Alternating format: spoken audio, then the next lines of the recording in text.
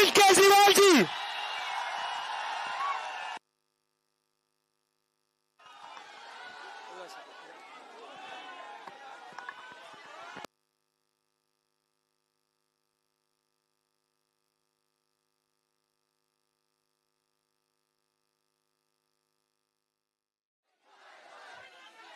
धर्मेंद्र प्रधान इस्तीफा दो, धर्मेंद्र प्रधान इस्तीफा दो। हमारे बीच मौजूद है, किसी इंट्रोडक्शन के मोहताज नहीं है, आम आदमी पार्टी के नेशनल का लीडर, दिल्ली के पूर्व सीएम श्री अरविंद केजरीवाल जी। जोरदार तालियां हो जाए सर के लिए। भारत माता की, भारत माता की, इनकलाब, वंदे, जय संविधान, जय संविधान। हमारे देश की शिक्षा प्रणाली को, एग्जामिनेशन सिस्टम को दुरुस्त करने के लिए पूरे देश के युवा ये जो कॉकरोच आंदोलन के बैनर तले इकट्ठे हुए हैं, इन सब लोगों को मैं सलाम करता हूं।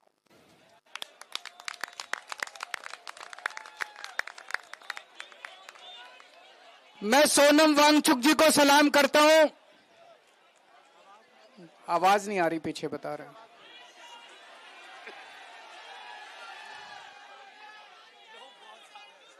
आवाज आ रही है पीछे?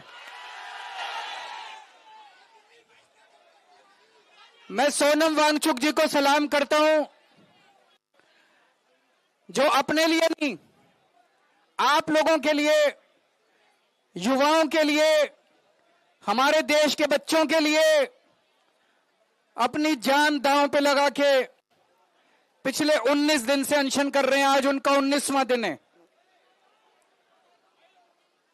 हमारे देश में ऐसे बहुत सारे टीचर्स हैं, जब पेपर लीक हुए, पेपरों में धांधली हुई, उन लोगों ने अपने अपने शहर से आवाज उठाई, उनको गिरफ्तार कर लिया गया, उनको तरह तरह से टॉर्चर किया गया, उनके खिलाफ एफआईआर की गई। उन सब लोगों को मैं सलाम करता हूं। सोनम वांगचुक जी एक बहुत बड़े एजुकेशनिस्ट हैं। लद्दाख के लिए, देश के लिए उन्होंने पहले भी कई बार अनशन किए हैं। जिस तरह से उन्होंने देश के लिए आज अपनी जान दांव पे लगाई हुई है, उन्हें मैं सलाम करता हूं। दोस्तों, जितने कॉम्पिटिटिव एग्जाम होते हैं, जब कॉम्पिटिटिव एग्जाम बच्चा देने जाता है, वो कोई एग्जाम नहीं होता, वो उसके लिए एक सपना होता है। वो एग्जामिनेशन हॉल में घुसता है, उसे एक विश्वास होता है कि मैं अपनी मेहनत और अपने इंटेलिजेंस के बल पे अपना भविष्य बनाऊंगा।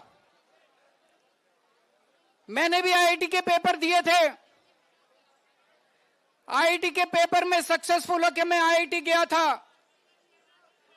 लेकिन उन दिनों में पेपर लीक नहीं होते थे। मैं सोच रहा था, अगर पेपर लीक हो रहे होते उन दिनों में, हो सकता है मेरा आईआईटी देने का कॉन्फिडेंस ही नहीं बनता। मेरे दोनों बच्चे आईआईटी से हैं।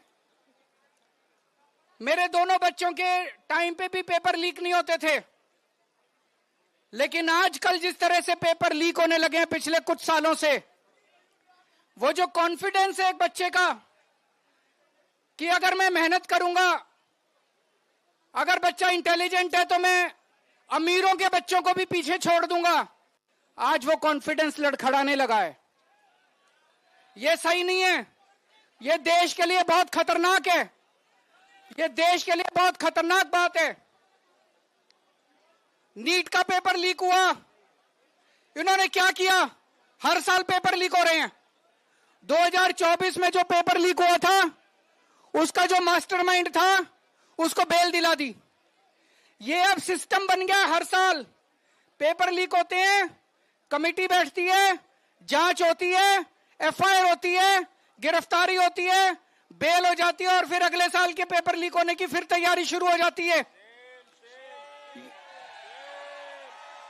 ये देश कब तक बर्दाश्त करेगा? देश का युवा, ये बच्चे कब तक बर्दाश्त करेंगे? इन्होंने नीट के पेपर के बाद 20 बच्चों ने सुसाइड कर लिया, 20 से ज्यादा बच्चों ने, पर इनको कोई अकल नहीं आई। इनके सर पे जूं नहीं रेंगती। जितने बच्चे सुसाइड कर लें वो बच्चे हमारे थे, हम लोगों के घर के बच्चे थे वो, लेकिन इन्होंने कुछ नहीं किया। सीबीएसई में पूरा इवैल्यूएशन सिस्टम गड़बड़ा गया। इन्होंने उस कंपनी के खिलाफ एफआईआर भी नहीं की, गिरफ्तार करना तो दूर की बात है, उस कंपनी के खिलाफ एफआईआर भी नहीं की। इतने बड़े स्तर के ऊपर पूरे देश में आंदोलन चल रहा है, अभी भी इन्होंने कोई ऐसा सिस्टम चेंज नहीं किया कि अगली साल पेपर लीक नहीं होंगे। अगली साल पेपर फिर लीक होंगे, अगली साल बच्चे फिर मरेंगे, अगली साल हमारे बच्चे फिर आत्महत्या करेंगे।